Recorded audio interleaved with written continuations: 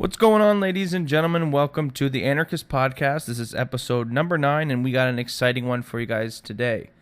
So it's been a little while since I've done a podcast, but there's been a lot of issues that has been pushed to the front of the mainstream media. Donald Trump, of course, the typical stir of racism. Everything's racist nowadays. The race baiting and stuff going on in the media with Trump and immigration and stuff like that. So we're going to be covering all that in today's podcast, episode number 9. We're going to, like I said, we're going to be talking about race, immigration, and Trump and all that kind of stuff, because that seems to be what the issue is right at the moment. And there is a lot of racial tension towards the Black Lives Matter, towards Muslims, and towards these Syrian refugees and all that kind of stuff. And here in Canada, where I live, we just received a plane load of them here in Toronto the other day, a bunch of Syrian refugees. So let's get into that, and we will not waste any more time. So if you guys like the Anarchist podcast and you enjoy what I do, if you enjoy my views and ideas, and it's great to put criticism if you guys don't agree with my ideas down in the comment section below. I enjoy your feedback. Obviously won't address the trolls. And we're going to get into this kind of stuff today, and you guys can label me a racist after this podcast. I really don't care. I look at the facts. I know I'm not a racist, and I don't really care if people label me that. It's just a way that I feel they can squash the argument without bringing up any facts that I will point out today to back up my claims. So let's get into it. Make sure to support this channel by thumbsing up the video. Make sure it gets out there. People can see it. That's the best way to spread these ideas. And if you guys aren't doing a podcast of your own or anything, and share and support the people who are taking the time out to do the podcast like this and spread information. So enough with all the plugs and pushing and promote myself. You guys can do that if you want. Hopefully you do. Let's get into it. So immigration, Donald Trump, racism, all that kind of stuff. So basically Donald Trump has been coming out and saying, and about 40 to 50% of Canadians, so it's not even just a U.S. thing, it's kind of globally, Canadians as well agree that we do not want these immigrants to be flooded in, and these refugees to be flooded into our countries. Now, immediately Trump gets labeled a racist for saying that he doesn't want to let any Muslims in. He wants to basically wall up the borders right now. And you got to think, this is a multi-level faceted situation we're dealing with here. You can look at it many, many ways, and I'm going to break down a couple of them. So one way you could look at it is that makes sense of why you'd want to not allow refugees in and stuff like that is we are at war with the Middle East. Do I agree with the war? Do I think the war is morally? Absolutely not. I'm an anarchist. I don't like state power. And I believe most of the wars are unconstitutional to begin with. They're wars of aggression, not wars of defensive aggression.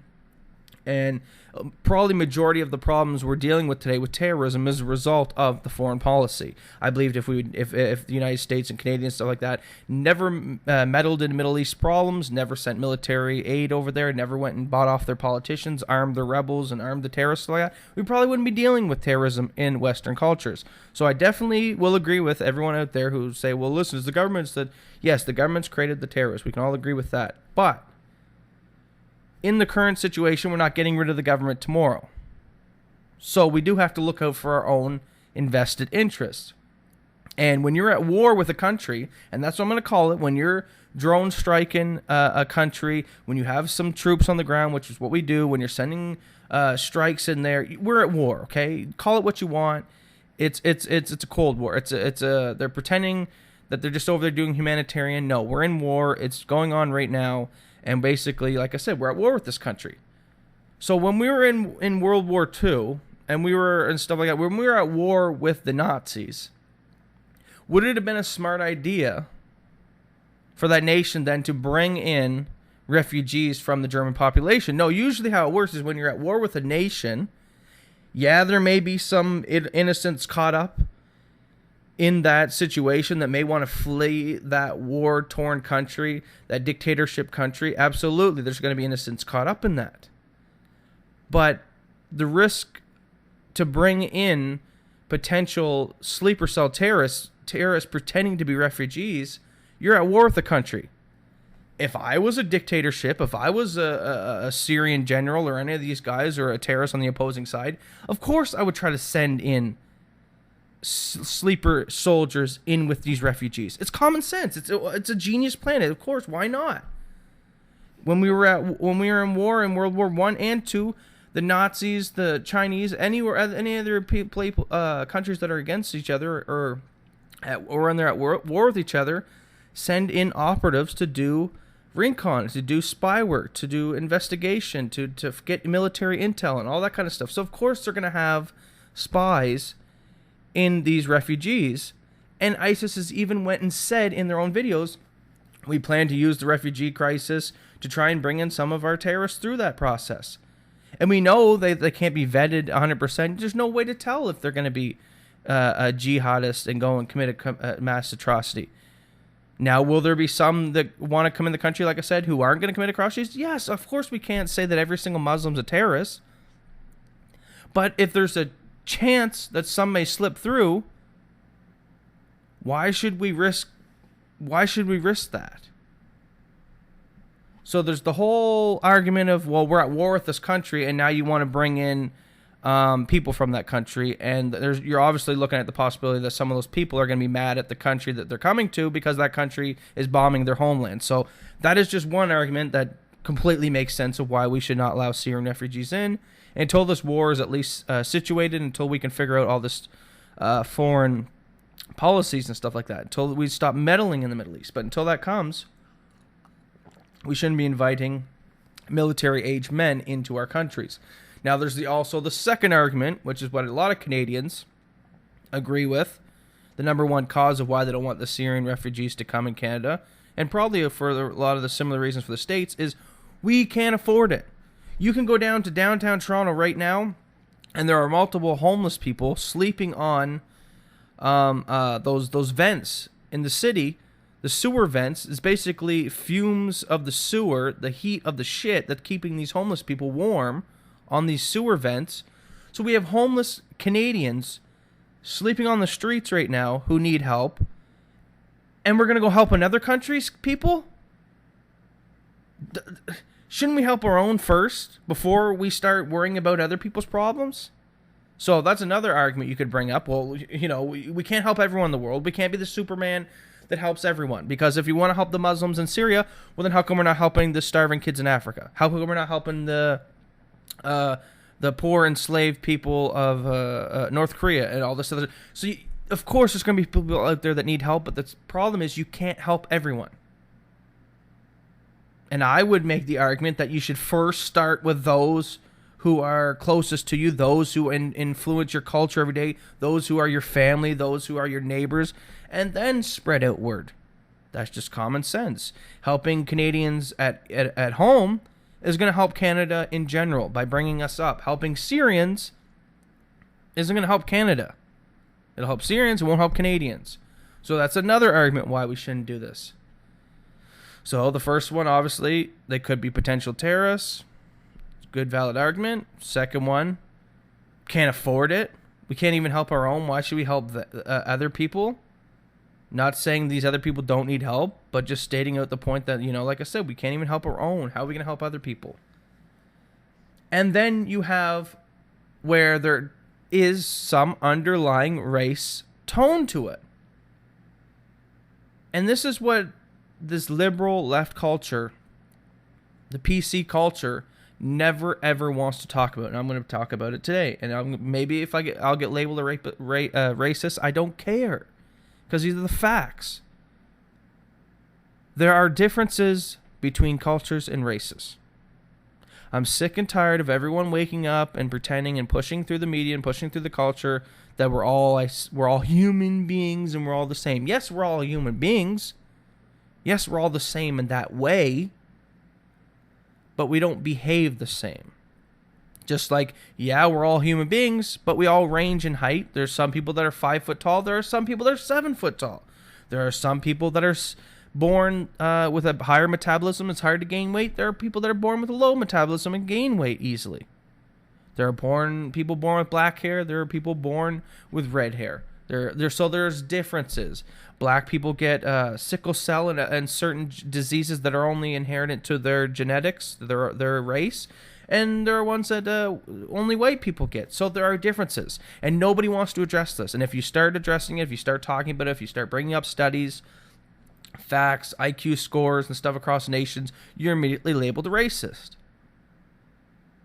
And this is another factor behind this immigrant crisis and the refugees, of why a lot of people are hesitant to bring them in, is yes, there is some racist in it, but racist is not always bad. When you have, okay, I'm just going to pull it up for you guys right now. I got it right in front of me. National IQ scores across the board, separated by country, okay? And people who say, how could they come with these numbers? Or where are you pulling this? You're just pulling these numbers out of your ass. Well, when you go to school, pretty much every school around the world, whether it's in China, whether it's in Japan, Taiwan, Singapore, Germany, Canada, South Korea, everywhere, basically does general SIT tests, IQ tests. These things are given out in these schools to determine people's general intelligence.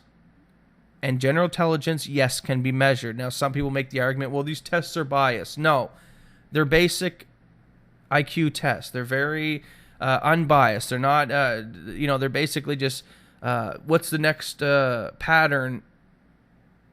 What's the next shape in this pattern and stuff? It's things that is not biased towards one culture. They specifically design these IQ tests so they're accurate. And they are accurate because they've shown, when they do these tests and they look, okay, this person's got an IQ of this, well, then they look down 10 years down the road and the IQ correlates with how successful that person is. The more successful, or the higher IQ a person is, usually the more money he makes, the more successful he is in life. So 100% proof, IQ scores are a valid way to measure intelligence. So now when you go to these studies, this is right here, this is just Googling, and I'm pulling up the two top articles here, and it's average IQs in the U.S. and other 80 countries is this website I'm on. Number one country with the highest IQ estimate. This is average, right? Of course, there's going to be some stupid in that population. There's going to be super smart, but we're just dealing with averages here. Just keep that in mind. So when I say that such and such a country has a super low IQ, it doesn't mean all of them are dumb. It just means that across the board, this is the average there. There could be smart people, there could be geniuses in these countries, okay? Just pointing that out, because a lot of people think, oh, you're saying, well, this race is inferior. No. There are certain people in those races that could be better than other people in the other race. We're dealing with averages. So, country number one, highest IQ, Hong Kong, at an average estimate IQ of 107. Okay? So, Hong Kong, 107, number one IQ country. You got number two, South Korea. Number three, Japan, Taiwan, Singapore. Top 5 nations there, 107, 106, 105, 103 IQs. Funny, all Asian. Now, when you go to Google now, IQ among the races, you'll find out that in general, when they do these IQ tests across the board, when they take all these SIT scores in all these schools, they find that Asians get higher scores on these tests. Asians, in general, have a higher IQ score. Makes sense. How many Asian terrorists do you see? How many Asians do you see committing crimes? How many Asians do you see in jail?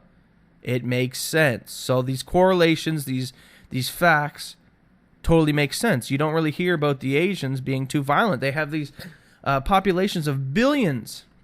The Asian population is huge, China, and how many people they got in these massive cities, but yet they all seem to get along so well.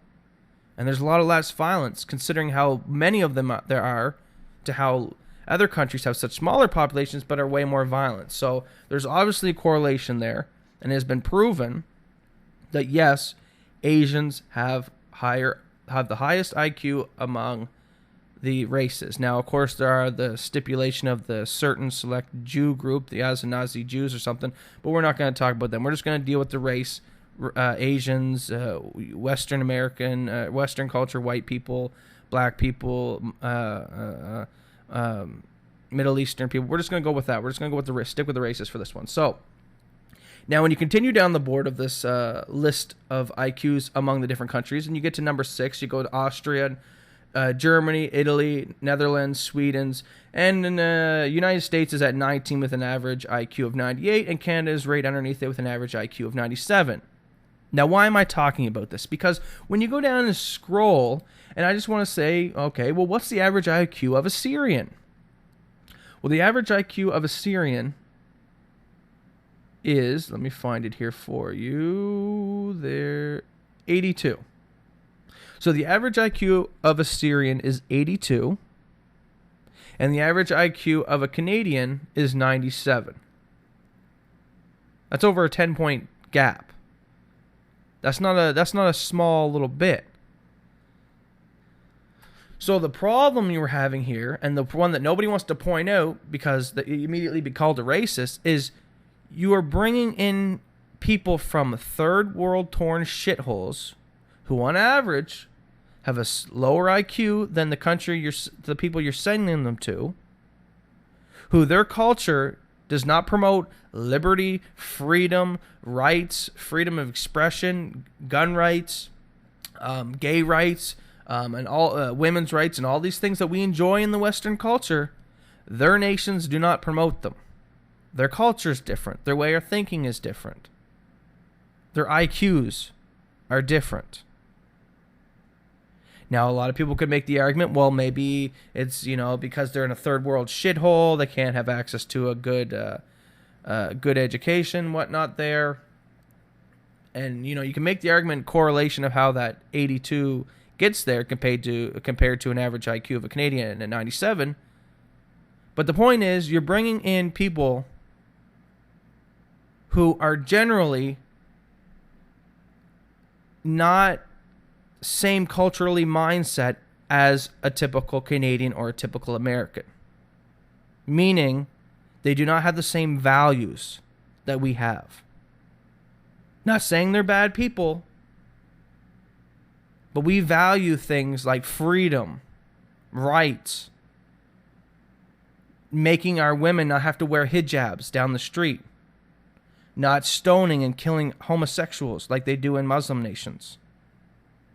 We allow our women to drive cars, unlike they do in a lot of these nations like Saudi Arabia and stuff.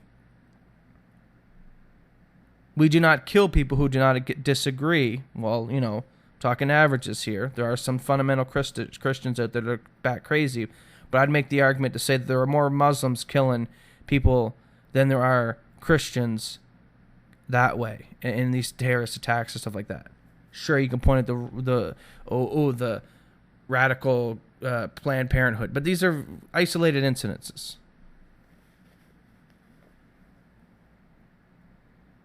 So this is the underlying problem, and yes, you can call it racist or what you want, but we are bringing in people into Canada who don't have the same values as us. And if we bring in enough of them where they become the dominant culture, where there are 51% of foreigners instead of the dominant minority being people who lived who are culturally what am I trying to say here? Who originally lived here, westernized culture. So if you bring in these people and their numbers start outnumbering the home country, their culture will dominate our culture and will take over. Usually the dominant culture dominates the country. Very rare do two cultures live together and both of them are in sync and allow both cultures to thrive. Usually one dominates over each other. It's biology. It's just how it works. It's human nature. If I heard Molyneux say this in one of his speeches. If you have a pack of gray squirrels that are moved into a certain area, and a pack of black squirrels move into that area, usually there's only one squirrel that ends up dominating that area. They usually end up fighting for the dominance of that culture, the dominant of that area. And it's the same way with cultures. So I'd have no problems opening up our borders and letting Syrians come in. If we were letting Syrians come in that were libertarian, that voted for freedoms, that voted for less government, that voted for less debt so we're not more debt slaves, that voted for women's rights and didn't want them to walk around in hijabs, that valued individual rights and didn't care about gays and didn't want to actually stone them. So I have no problem opening the border up and letting libertarians in. I have a problem opening the border up and letting third world shithole Democratic Party socialist foreigners come in. That's the problem. Label me a racist if you want. And that's all that Donald Trump and that's all that people want to say, but they don't want to say it because they get labeled a racist. And I'm not afraid to say it. We don't want these other cultures to come in because these other cultures, how well are they doing? And I find it it really bothers me that it seems to be that the white man is the only race on the planet that cannot have pride in oneself. And there's nothing wrong with enjoying your race. Black people can do it every day. Look at the Black Lives Matter movement. They're allowed to preach every day about how great their race is. They're allowed to have pride in their race, and that's cool. I don't care with that. Have pride in your race. I don't think there's nothing bad with that. To have a preference to one's race. I'm attracted to white women. I'll probably marry a white woman as a wife. Not a black woman as a wife. When I look at a black woman and I look at a white woman, I find the white woman more attractive. Does that mean I'm racist? No, it doesn't. We have preferences. But people will make you think what I just said is racist when it's not. And I do have black friends, but then people, oh, that's not an argument. A lot of people say you have black friends. Like, whatever. I'm comfortable in knowing that I'm not racist, so I'm comfortable in saying these ideas across the airwaves like this.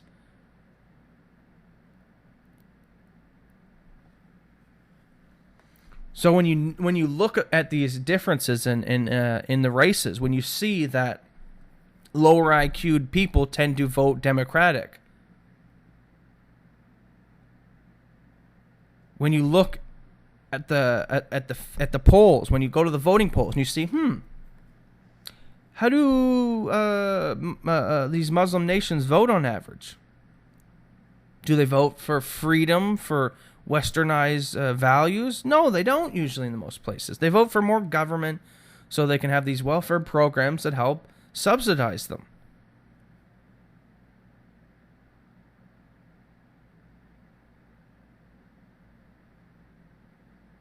And I mean, what the biggest proof is, just look at these countries. Syria, majority of the population there, brown Muslim people. Egypt, Lebanon,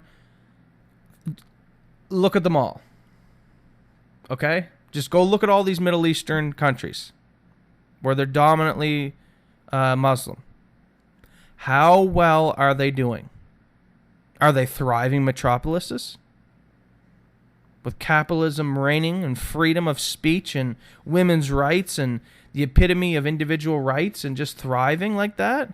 No, they're third world shitholes. They're dictatorships. They're full of corruption.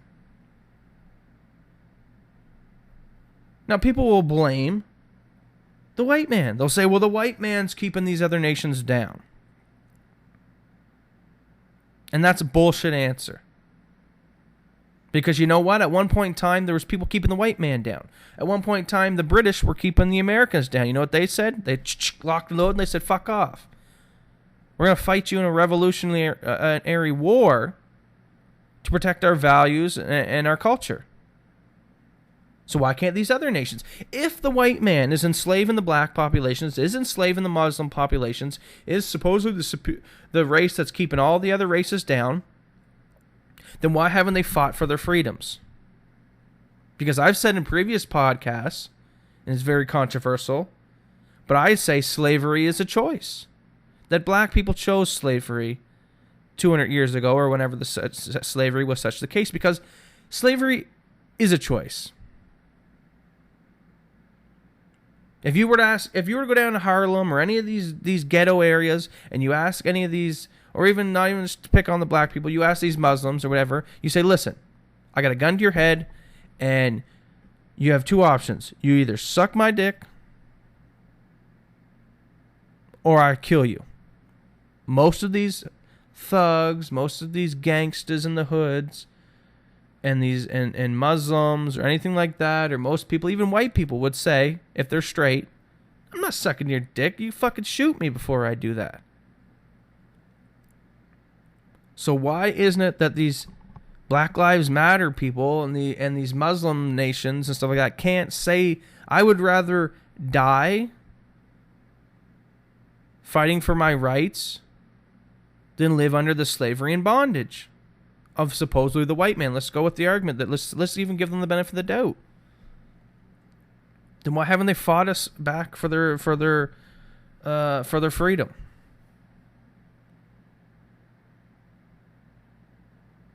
And I'm so sick of the white man being demonized when the white man has done and contributed so much for society.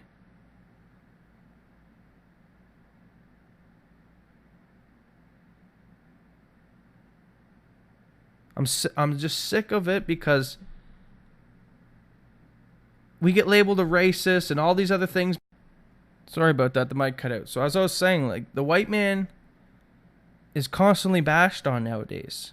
That we are we are the white devil. We are enslaving the population. But I would challenge these people who are constantly demonizing the white man to just look at our track record through history and what we have contributed to the humanity as a species. Who invented the internet? Who invented the automotive cars? Who has contributed vast amounts to STEM programs? Science, mathematics, engineering, and all that kind of stuff. Go right now and just Google some of the things you enjoy and look at their inventors. I'm sick of the white man being demonized when the white man has done a lot for the world.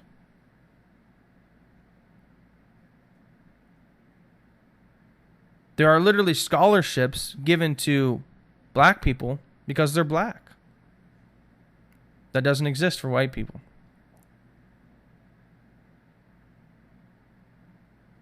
There are jobs and movies and stuff like that who try to hire black people and other races just so they can be more multicultural. You don't hear anyone hiring whites so they can make sure they have someone white. Can you imagine if we went to the NBA and said, listen, this NBA, there's too many black people playing basketball on the court. We need some more white out there. You're being racist. How well would the basketball games become?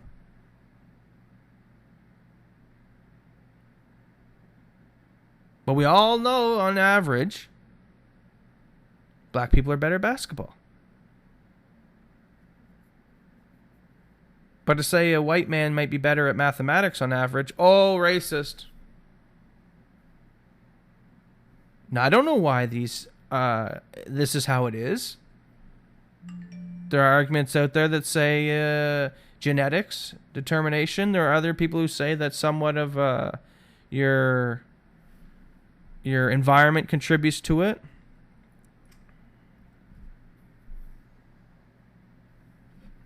But however it happens and it's a reality. And it has to be discussed because it explains a lot of the problems we're dealing with today. A lot of people will bring up the argument, oh, well, there's more black people incarcerated in jail, and this whole Black Lives Matter movement stemmed out of that all police are just inherently racist against black people, and they target black people. And no, what you're seeing is black people on average commit more crimes than white people, which would put them in contact with police on average more often than white people, which would make sense why we see the statistic why they are jailed more on average than white people. Are there a few cases of racist cops out there? Sure, there's probably a few cases. But majority of these videos I see the Black Lives Matter post where the cop was supposedly racist, all I'm seeing is a person who resisted arrest, and whether if you were white, brown, black, whatever color, If you resist agents of the state, the corrupt government thugs, they will use violence against you. That's just how it works. As a white man, I know that if I go out there right now and resist the police, that he will use violence against me. Now, we can get into the moral argument whether I'm justified in using force against him or not, and the principles behind whether the law he's enforcing is moral or not, or if it's just laws and edicts for politicians. But that aside, I understand that if I resist the cop, he's going to use violence against me. I'm not going to call him a racist because of it. The police issue is a state issue. It's not a race issue. The Black Lives Matter should direct their focus at police is the problem because they have a monopoly in the services. Government policing is probably a problem because they have a monopoly in services. Not that police are, on average, racist. That's bullshit. And I'm sick of that edict being pushed. It's just to stir racial division. And I didn't want to talk about race or get into the races. But since it's been pushed into the media, and since everyone's screaming about it, it's time that we actually look at the facts then. Okay, you guys want to talk and scream racist? And that Trump wants to kick out Muslims, he's racist? Well, let's look at the fact. Let's look at and study the culture and how well these Muslim nations are doing. How many Muslim libertarians do you see? How many Muslim anarchists do you see? How many Muslim people do you see who philosophically understand the principles behind that the state is an inherent parasitical, corrupt thing that's just basically people stealing money from the people who can produce and giving it to the people who don't produce? That's all taxation is. It's theft. It's morally wrong. But you don't see these other these Muslim Syrian refugees who we're bringing to Canada. I guarantee they don't understand these philosophies. I guarantee when they go to the polls next year or whenever they have elections again in Canada and these new Syrian refugees are just invited in and allowed to vote in our Canadian elections now, which is also another problem I have, that I guarantee they're going to vote for Democrat. They're going to vote for welfare programs to subsidize them. Because also when you look on average and you see how many of these Syrian refugees end up going on welfare and using their subsidies, it's unproportionate. They're more often to use them than the white man is.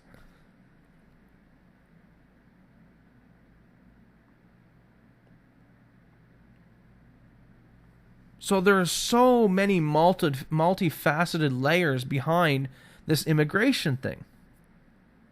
And the libertarians are having a real battle about it right now because there's a divide. There's the typical, there's like a left wing libertarian now who's like, I see in the libertarian movement that's just like open the borders up, free movement. And yes, me as a libertarian, I do believe we shouldn't be able to restrict people's movement. Of course, people should be able to move freely. But we are not living in an anarchist, libertarian, utopian society yet. And until we reach that stage of where we are living in a libertarian, anarchist society, we can't have a immigration policy that reflects a libertarian, anarchist society when we live in a state society, because it won't work. Because all that will happen is these immigrants will be used as a voting platform to further take your rights away and to bring you closer to what their countries look like. Shit. To get rid of your personal values and freedoms. The government does nothing. I'm going to repeat this. The government does nothing for the people without having a hidden motive and agenda for their own purpose. The government does not love or care about these refugees. So the fact that they're making such a big stink about it immediately sends red flags to me. Red flags up for me. If the government says this is good, immediately I know this is bad. Because I know how, look at the track record of them. How well has the track record of the last 100 years, how well has governments treated their societies in the last 100 years? Have they made them super free and prosperous, or have they been used to enslave the population, steal their money, and impoverish them and keep them down? Keep human evolution, I feel, stunted.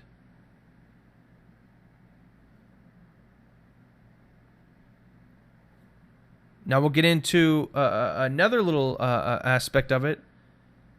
Here in Toronto, in Canada, there's a massive debate over Uber.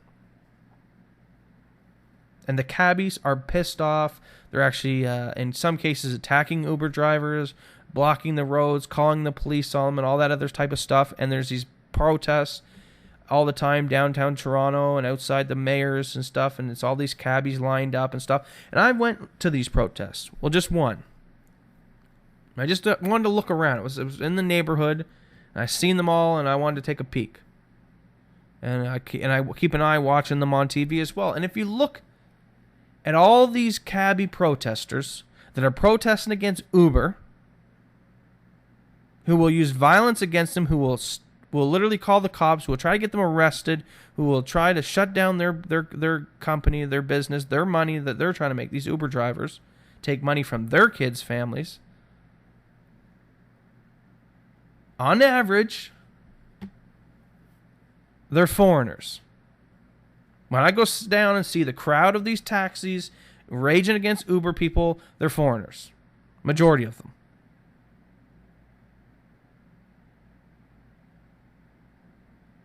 I don't see many white people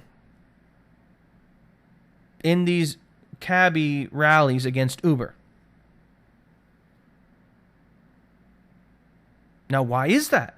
Well, maybe it's what I said previous in this video, that maybe it's because a typical white Canadian values freedom, individual rights and choices in the market more than these foreign Canadians.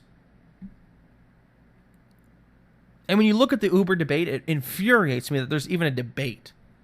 All Uber is two individuals. One person saying, I need a ride somewhere. Another person saying, I got a car. Here, hop in and I'll throw you $10 to drive me there. And that they want to criminalize? Cabbies in Toronto are pissed off at Uber because Uber offers a better and cheaper service. That's why cabbies are pissed. Because this is a superior service. Because they don't have to pay all the fees and certificates and regulations and fees or the cabbie license and stuff like that the city makes them pay to get. Uber, you don't have to do that. You get a app on your phone and boom, you're ready to go, make some money and drive some people around. So it's a way to undermine all those fees and licenses that the cabbies have to pay for. Uber doesn't have to pay for. And that is why they're able to have cheaper prices than a cab is, because they don't have to pay those gross and high fees and licensing fees.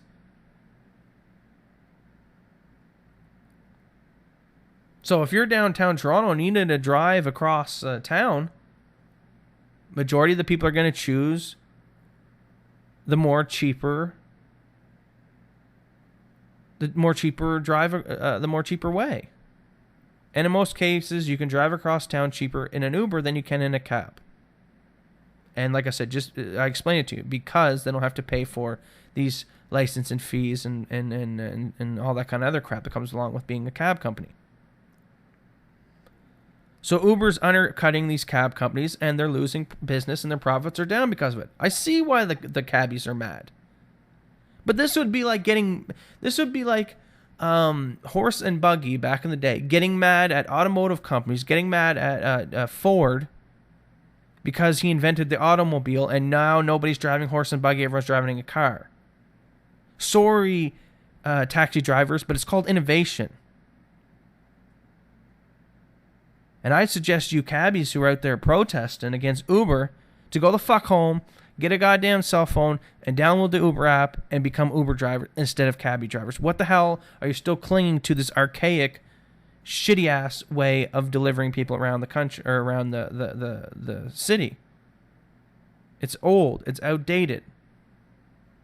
And it's crap. And Uber is a superior technology. So instead of complaining that Uber is better and taking your business, why don't you join it?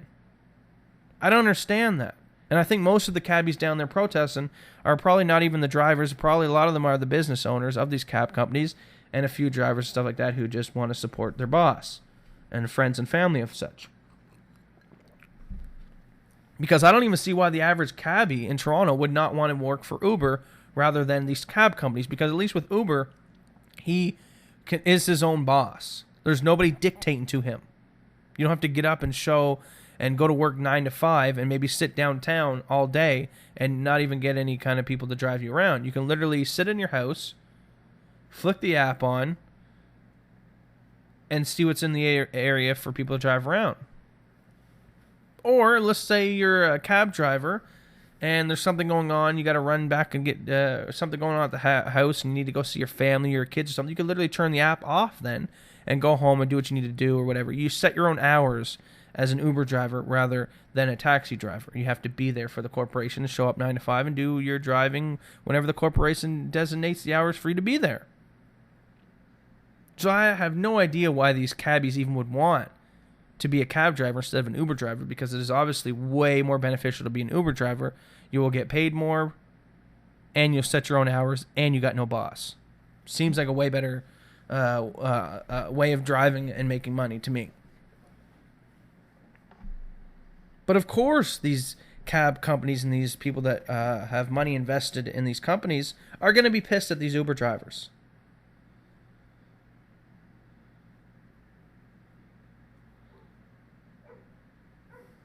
So it all stems down to differences between culture and races, and nobody wants to talk about it.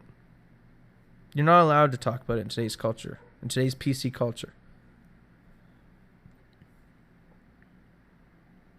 To say that on average, black people have a lower IQ than white people, you're racist. And people will then immediately say to you, well, you're claiming you're inferior to the black people. That's not what I'm saying. By that own account, that means I'm saying that Asians are inferior to me. Why aren't white people screaming, Asians are racist, we're so pissed that Asians get higher IQs than us, we're so pissed that average IQ scores between nations, the top 5 or 6 of them are Asian countries and not white countries. Why isn't it the white man gets offended that the Asian man has a higher IQ than him, but the black man gets offended that the white man has an higher IQ than him?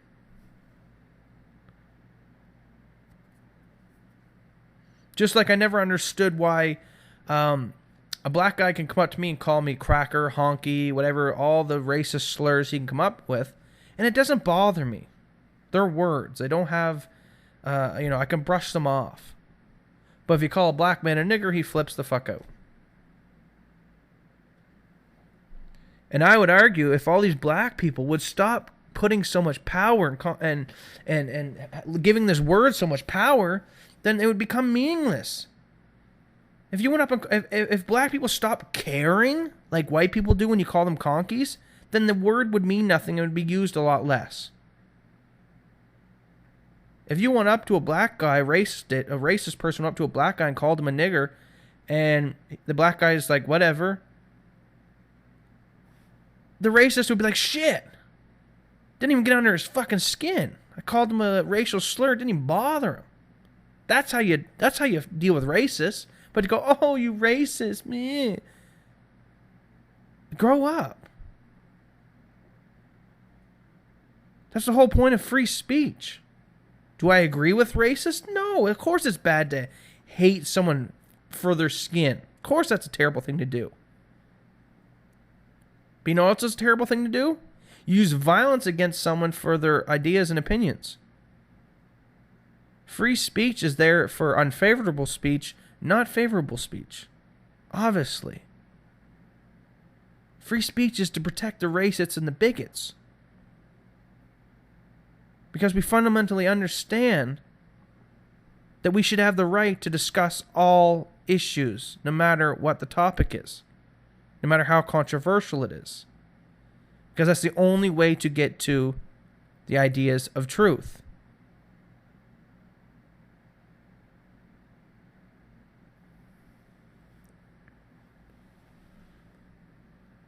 But it's just so weird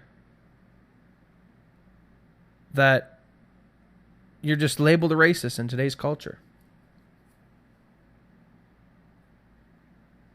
And the immigration thing, for me to sum it up, because I'm going to wrap this video up soon, is I'm for letting foreigners in that subscribe to our values.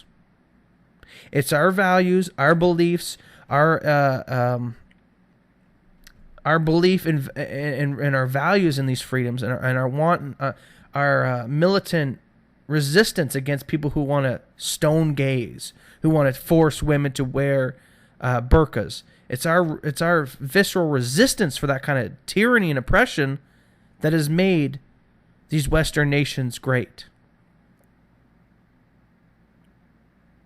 And we have to cling to those values, or our nations will begin to look like these other nations where these foreigners are coming from, and they look like shit. And why is it that Muslims and stuff like that can come over here and we have to be tolerant of them, but if you go to a Muslim nation and you're a gay person, well, you'll get fucking thrown off a building? If you're a Muslim, here, I'm an atheist. If I went to an atheist nation, or if I went to a Muslim nation and started spewing how Allah is just a made-up story, a figment of your imagination, how most religions are just a con, a tool used to keep the poor from revolting against the ruling class because they give them a belief in an afterlife, and don't worry how bad you get fucked over in this world, because don't worry, God will take care of you after. I think religion's used as a form of control people. But if I went over there into these nations where these foreigners have come from, they come over here to our countries and say, hey, you better let us in your country and you better respect our values. But if I go to their country, they can't respect my values. I'll get locked up, murdered, or worse for the things that I talk about here in Canada, over in their country. Fuck that. Fuck that. If they don't want to respect our values, why should we respect theirs? You want to come to Canada, you fucking respect Canadian values, and you become a Canadian, means that you're not, you know. And when they say, why are you picking on the Muslims? Why are you picking on the Muslims? Because the Muslim religion, out of the religions, seems to be one of the more militant ones. You know, Christians don't like gays, but they're not throwing them off buildings.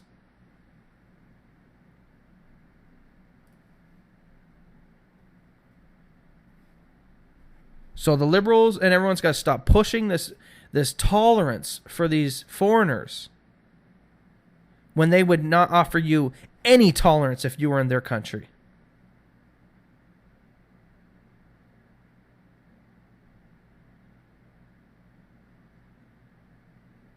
And if people want to label you racist for wanting to keep Canada white, because if on average white tends to value freedom and what made Canada Canada, then yeah, whatever, call us racist. I don't know why when I go to libertarian debates and meetings, I look around, 95% of the people in the room are white. I wish it wasn't the case. But that is the case. I don't know why when you Google 1,000 of the most genius people on the planet, 95% of them are white. I don't know why these are the cases. I don't know why there's lots of debates about that. And I would encourage you to go check out Stefan Molyneux's videos with Bill Whittle and all the other guys he does interviews with on IQ and races and all that other kind of stuff. And there's a lot of arguments to say that it's genetics. There's a lot of arguments to say that it's the environment, the country, and the culture you live in. So, I'm not going to get into that, though, because I'm not a hardcore expert into that kind of field. So I can't give a really good valued opinion on that. And definitely watching Stefan Molyneux's videos on it would give you a lot better understanding than I'm going to be able to do by speaking to you right now.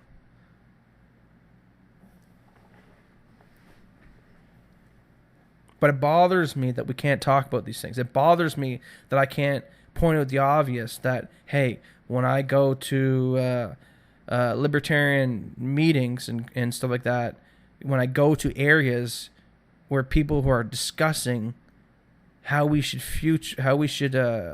conduct ourselves in the future, how we should structure our future societies, talking about these extremely complex issues of the morality of government and philosophy and stuff like that behind it, that they're predominantly white. So I think when Donald Trump and when Canadians at 50% agree that they do not want Syrians to come in here, I think what everyone's wanting to say and what I've been saying is we don't want these people to come in here because they fucked their country up, and we don't want them to come over here and start sticking their values in our country and fuck our country up. Not to mention we have to pay for them when we shouldn't have to pay for them. Not to mention the fact that a few of them could be potential sleeper cell terrorists and all the other facts I pointed out previous.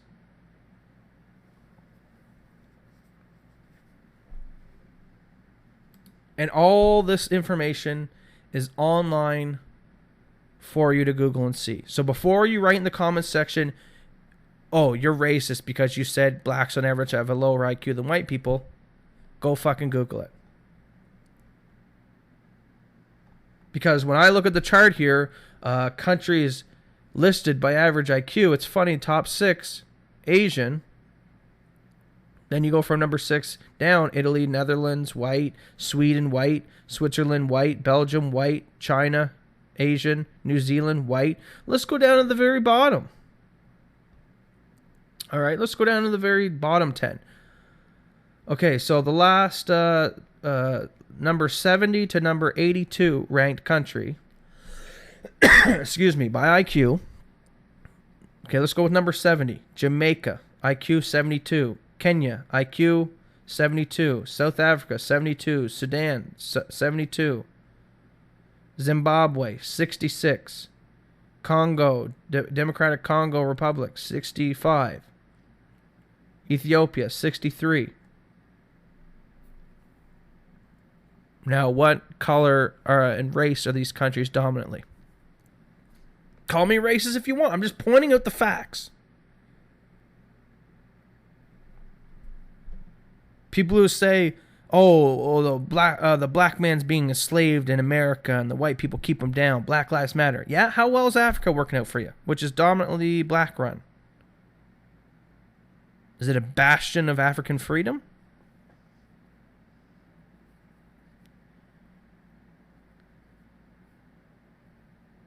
So I think there is, well, I know there is, differences between the IQs, or between the races. And if we were allowed to have this conversation openly, without such hostile resistance to it, without being labeled a racist immediately, before looking at the facts, that it would explain a lot of the issues we see today.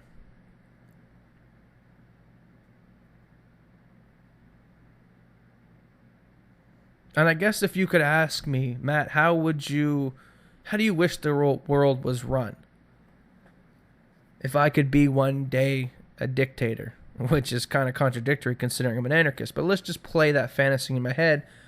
Well, I would want a world and a civilization that encourages intelligence, that breeds betterment each generation. That I want the next generation to be better than the previous. I want smart people to breed more than dumb people. I want a culture that promotes expanding and raising IQ.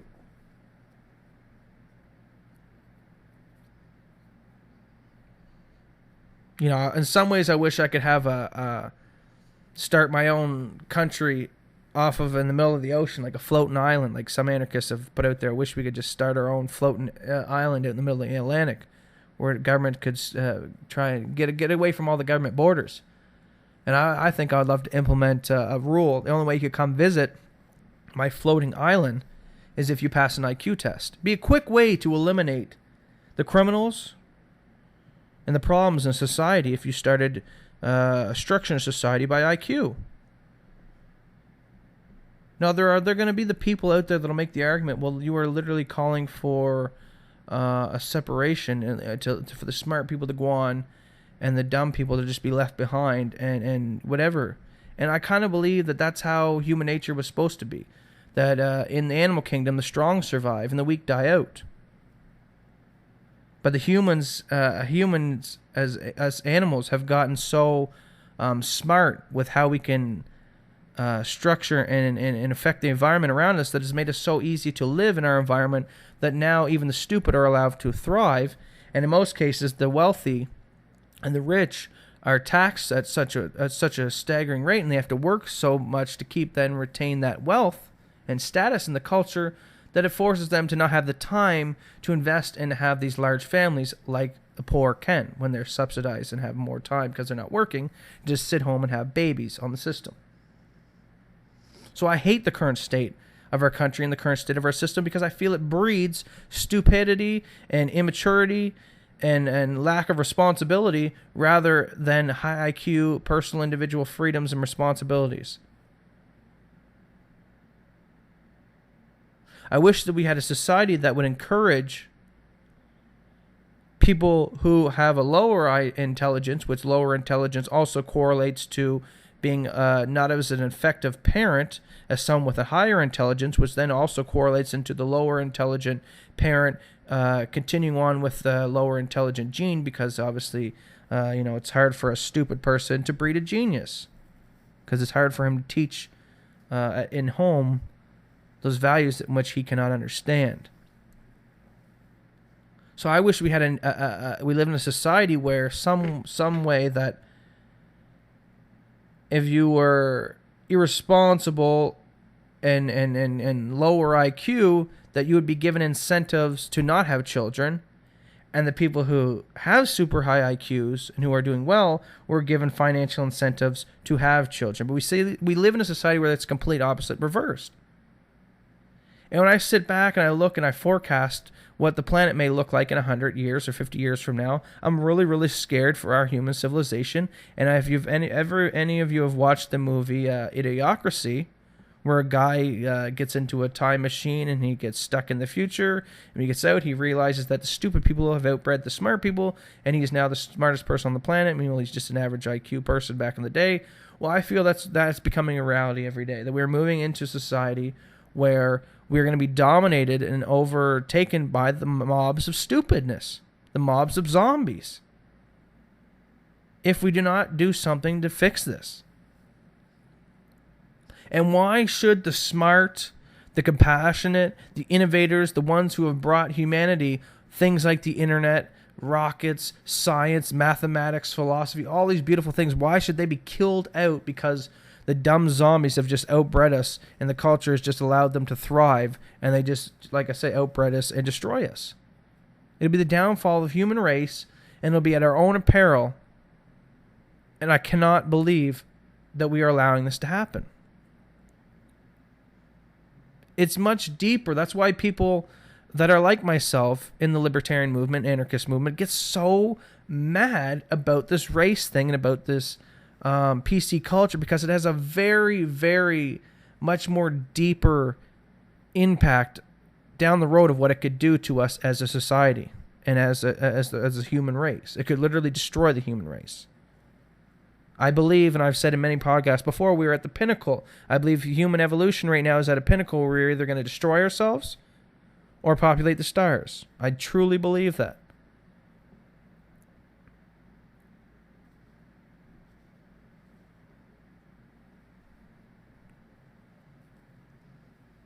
So I hope you guys enjoyed this podcast. I'm going to wrap it up right now. definitely a controversial podcast, but I encourage you guys to check out the facts. Nothing I say comes from ill heart. Nothing I say comes from the fact that I hate other races. Not at all. I rather love people like Thomas Sowell, black philosopher. I rather love people like Neil deGrasse Tyson, a black astrophysicist. I rather love races in which those people do great things. I measure people by their work, like Martin Luther King. I'd rather measure a man by the contents of his work and his person rather than his skin. But I'm not going to also negate the fact of the averages between the differences. So what it boils down into a nutshell, and what American and Western nations are trying to say is, listen, we love foreigners, we love other races, we love other people who share our similar values around liberty, freedom. But if you're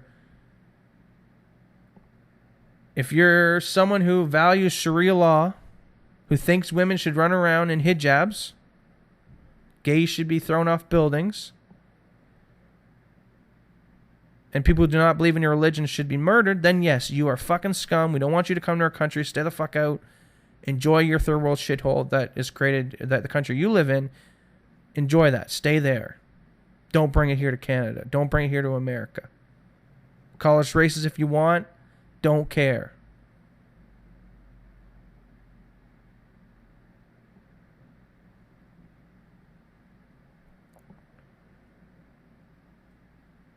So I hope you guys enjoyed this podcast, episode number 9 of the Anarchist podcast. More controversial videos to come, spreading the truth, talking about the things that nobody wants to talk about. Because somebody's got to do it.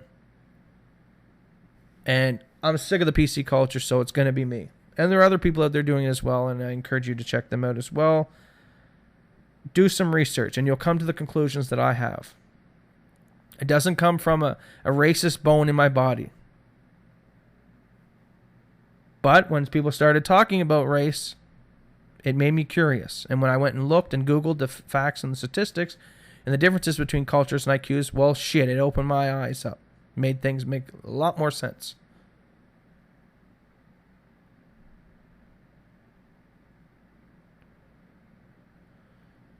And we'll get into other things in future videos. You know, there's many ways of why this could be this way. Like I said, genetics, environment. There's so many different ways of what could contribute to these differences between the races. Something as simple as we found out that lowering spanking your children. Spanking your children can lower IQ by a couple points, sometimes up to 5 points. Well, when you look at the statistics and you find out that black people on average use corporal punishment or spank their kids more on average than white people, maybe that's the reason why you see a little bit of lower IQ.